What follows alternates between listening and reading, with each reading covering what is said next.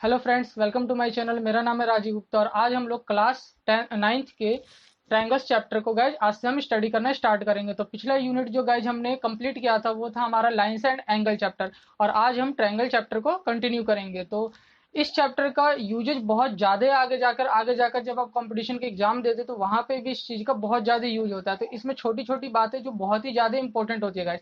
तो चलिए इसे स्टार्ट करते हैं। तो हमारा आज से स्टार्ट हो रहा है ट्रायंगल चैप्टर और आज हम लोग इसके कुछ फंक्शंस के बारे में, कुछ यूजेज के बारे में पढ़ेंगे, कुछ कंडीशंस के बारे में पढ़ेंगे और आगे जब हमारा ये कंप्लीट हो जाएगा तब हम चैप्टर पे कंटिन्यू करेंगे गाइस एक्सरसाइज पर। तो चलिए स्टार्ट करते हैं। सबसे पहले मैंने यहाँ पे ट्रायंगल की डेफिनेशन को लिया गाइस।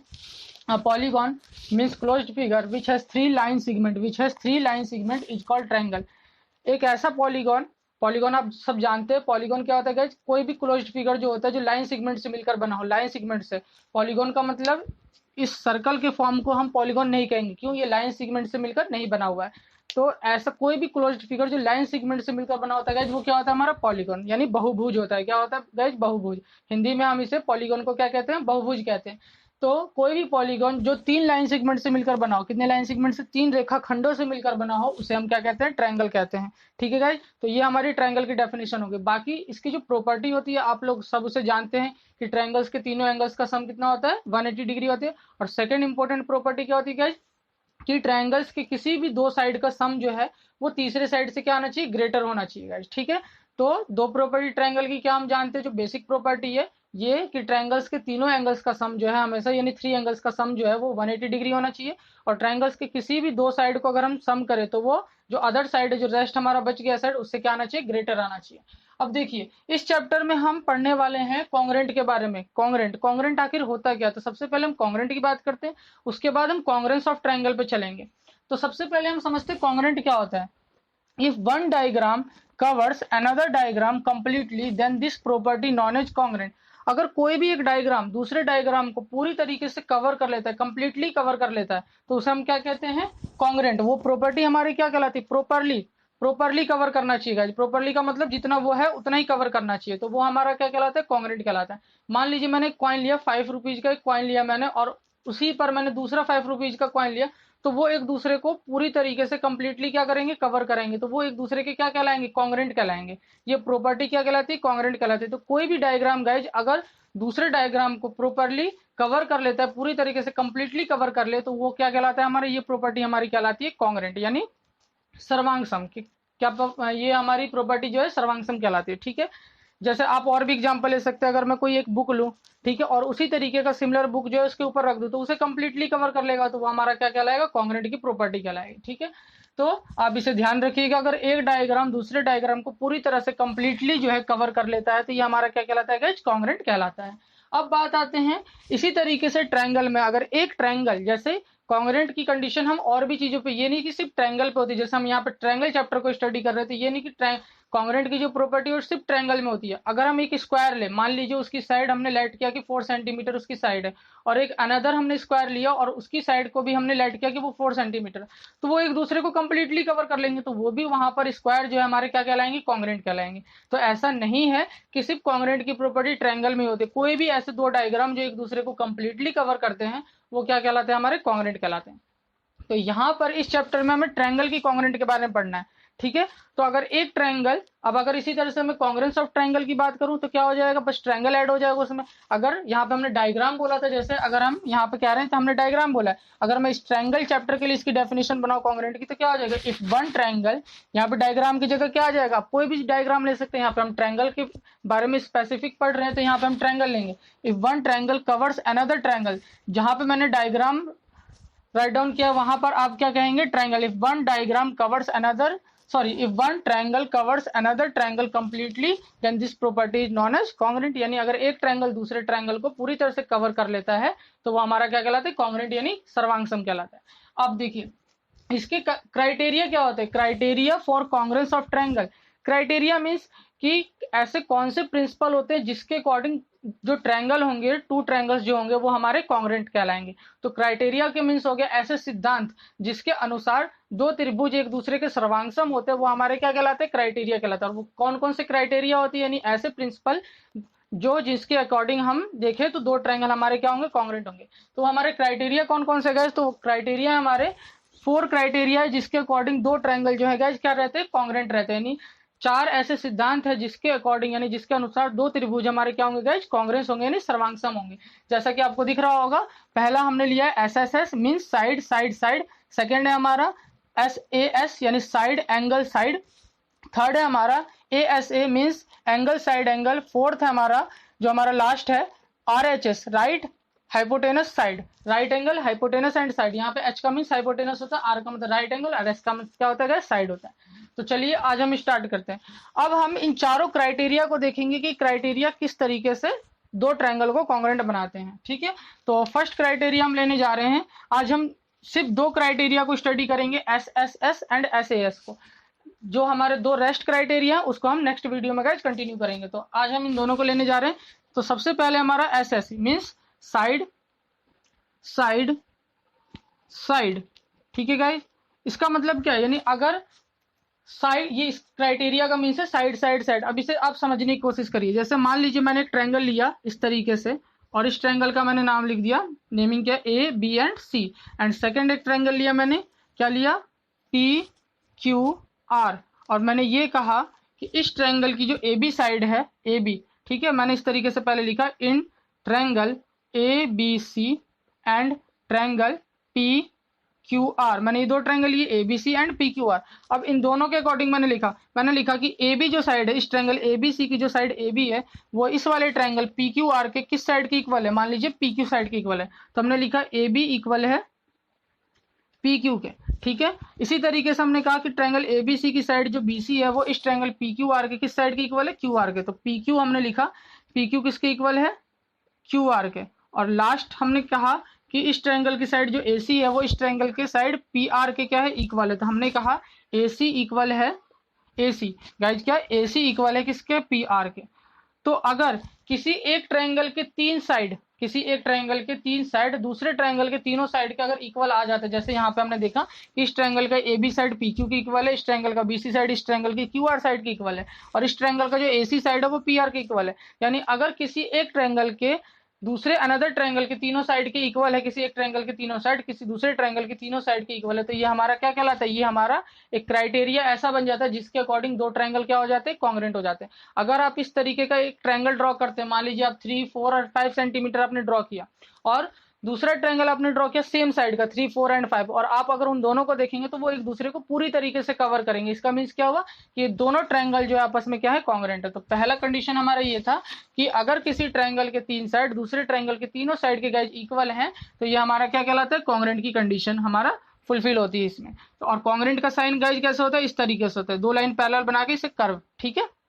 तो ये हमारा क्या कहलाएगा, कॉन्ग्रेंट। तो हम इस तरीके से लिखेंगे। अब हमने ये शो किया तो हम यहाँ पे लिखेंगे, जैसे यहाँ पे मैं लिख रहा हूँ, ठीक है, कि ट्रायंगल ABC कॉन्ग्रेंट है तीनों साइड, यहाँ पे इस ये साइड इसके इक्वल, दूसरा PQQR के AC PR के। इसका मीन्स हो गया कि ट्रायंगल ABC जो है वो कॉन्ग्रेंट है, ट्रायंगल ABC क्या है, कॉन्ग्रेंट है ट्रायंगल PQR के, ठीक है। तो ये हमारा फर्स्ट क्राइटेरिया है, ठीक है, जिसके अकॉर्डिंग दो ट्रायंगल क्या होते हैं, कॉन्ग्रेंट होते हैं। यानी पहला हमारा रूल है जिसके अकॉर्डिंग दो ट्रायंगल क्या हो सकते हैं, कॉन्ग्रेंट हो सकते हैं। अब यहाँ पे हमने कॉन्ग्रेंट की बात कर ली। कॉन्ग्रेंट के साथ एक और बात आप ध्यान रखिए, अगर दो ट्रायंगल कॉन्ग्रेंट हो जाते हैं तो बाकी जो उन ट्रायंगल में जो चीजें बची हैं, जो भी चीजें हैं, एंगल्स है कुछ भी है, वो आपस में सारी गाइज क्या हो जाती है, इक्वल हो जाते हैं। मान लीजिए हमने दिखा दिया कि दो ट्रायंगल इस तरीके से हमें गिवन था, मान लीजिए गिवन था हमें कि ये साइड इसकी इक्वल है, ये साइड इससे, और हमें बोला गया था कि प्रूफ करो एंगल बी इक्वल है एंगल क्यू के।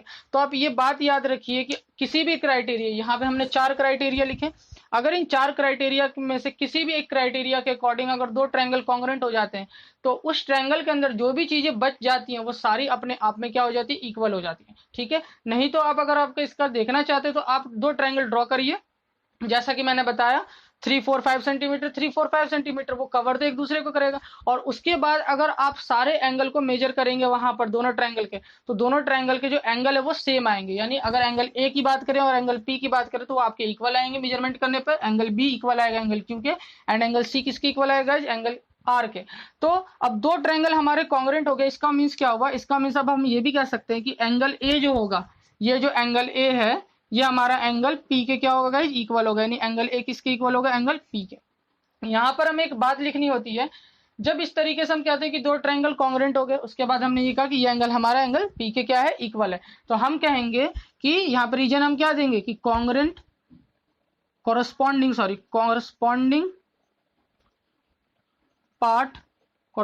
पार्ट ऑफ congruent triangle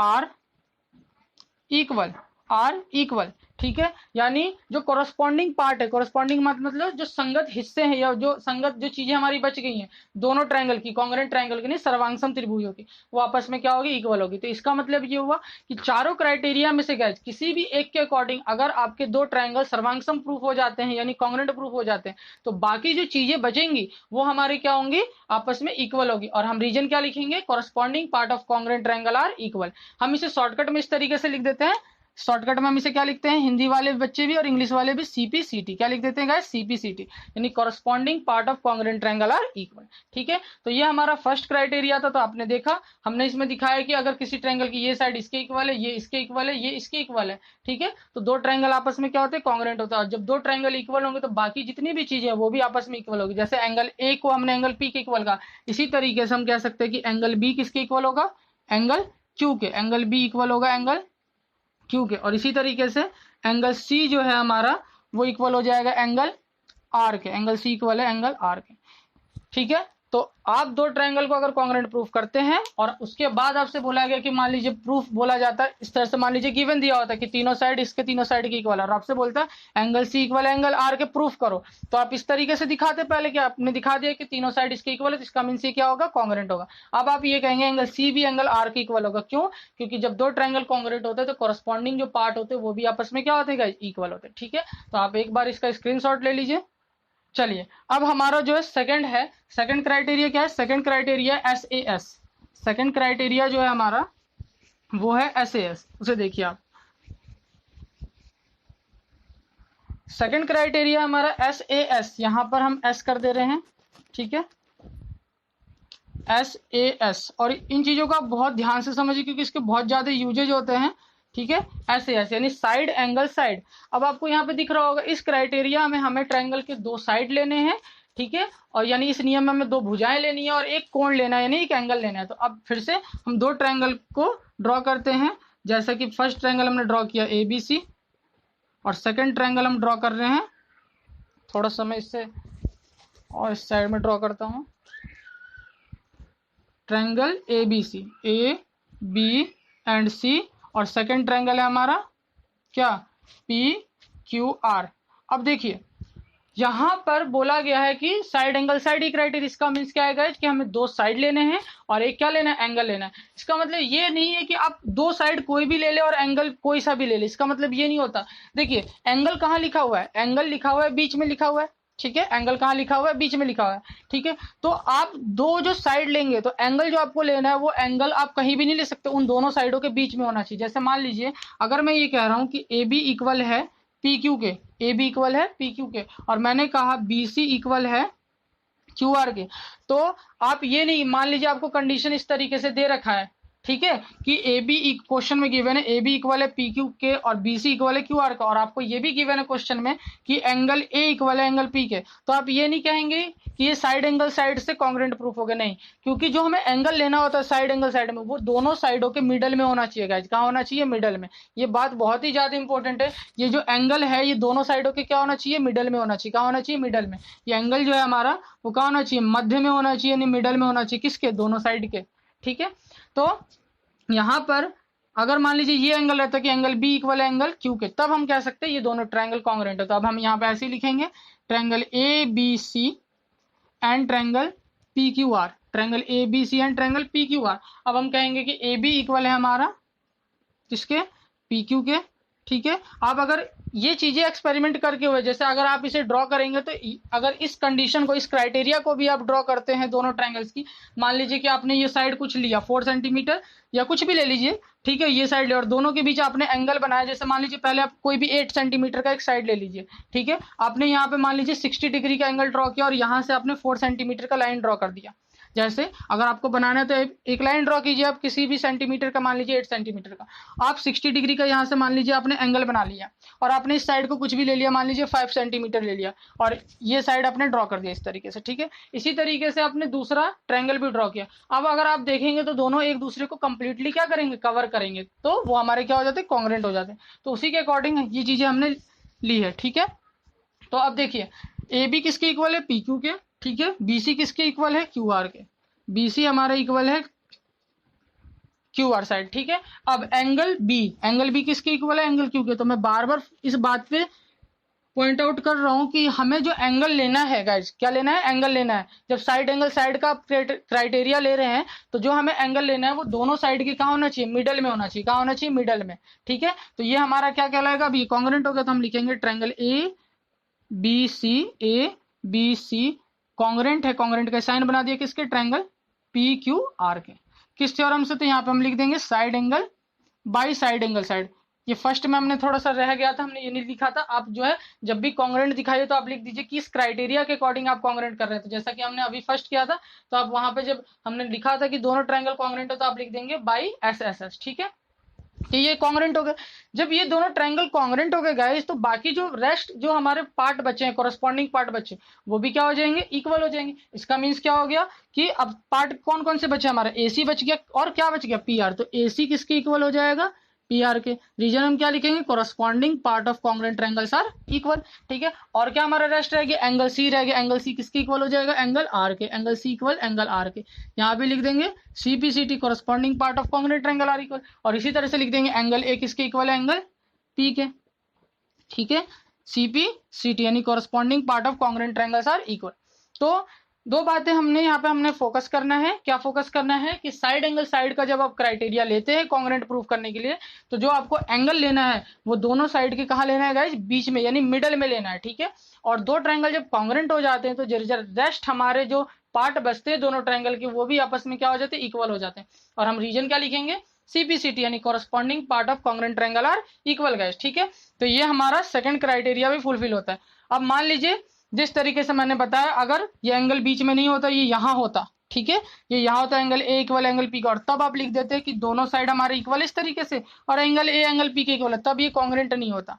क्यों, क्योंकि जो आप एंगल ले रहे हैं वो मिडल में नहीं है। तो यहाँ से इस तरीके से क्वेश्चन आता है। देखिए किस तरीके से क्वेश्चन आता है, दो साइड आपको गिवन देगा गाइज, क्या देगा, दो साइड गिवन देगा और ये एंगल दे देगा। मान लीजिए इसने ये दिया 60 डिग्री, ठीक है, और ये एंगल दे दिया 70 डिग्री। इसी तरीके से इस ट्रायंगल में भी देगा 60 डिग्री और 70 डिग्री। तो सबसे पहले आपको थर्ड एंगल को, यानी आपको तो इन दोनों की रिक्वायरमेंट है नहीं, क्योंकि आपको तो वो एंगल चाहिए ना साइड एंगल साइड का क्राइटेरिया फुल करने के लिए जो कि इन दोनों के मिडल में हो। तो आप पहले ट्रायंगल की प्रॉपर्टी लगाएंगे, यानी ट्रायंगल के तीनों सम एंगल्स का सम कितना होता है, 180 होता है। 180 में से आप 60 70 को माइनस करेंगे, ये कितना बचेगा हमारा, 50 डिग्री। यहाँ भी 60 70 को माइनस करेंगे तो 50 डिग्री। अब आप दिखाएंगे कि ए बी इक्वल है पी क्यू के, बी सी इक्वल है क्यू आर के, और angle B 50 degree angle Q यानी 50 डिग्री के क्या है, इक्वल है। तो इस तरीके से क्वेश्चन हमारे जो है चैप्टर में आते हैं, एक्सरसाइज में आते हैं, ठीक है। तो आज हमने दो क्राइटेरिया को कंप्लीट किया, first side side side guys, and second guys हमारा क्या था, साइड एंगल साइड। और आप ध्यान रखिए कि साइड एंगल साइड के क्राइटेरिया में आपको जो एंगल लेना है वो कहाँ लेना है, मिडल में लेना है, दोनों साइड के मिडल में। और जब दो ट्रायंगल हमारे गाइज कॉन्ग्रुएंट हो जाते हैं तो रेस्ट ऑफ द जो कॉन्ग्रुएंट पार्ट होते हैं वो हमारे गाइज क्या होते हैं, इक्वल होते हैं। तो आप इस चैप्टर को ध्यान से पढ़िए। अब हमारे दो क्राइटेरिया रह गए हैं, एक रह गया हमारा angle side angle, and last रह गया हमारा आरएचएस यानी राइट एंगल और हाइपोटेनस साइड रूल, ठीक है। तो इसे हम नेक्स्ट वीडियो में कंटिन्यू करेंगे। आप तब तक वीडियो को अच्छी तरह से देखिए, इन चीजों को अच्छी तरह से समझिए, ठीक है। आगे की क्लास अब नेक्स्ट वीडियो में हम कंटिन्यू करेंगे। और चैनल को ज्यादा से ज्यादा सब्सक्राइब कीजिए, लाइक कीजिए, शेयर कीजिए, बेल आइकन के बटन को जरूर प्रेस कीजिए। और जिन बच्चों के लाइन एंड एंगल जो चैप्टर है, अगर उसकी क्लासेस मिस हो गई है तो आप मेरे प्लेलिस्ट में जाके लाइन्स एंड एंगल चैप्टर को देख सकते हैं गाइस। तब तक के लिए thank you very much guys.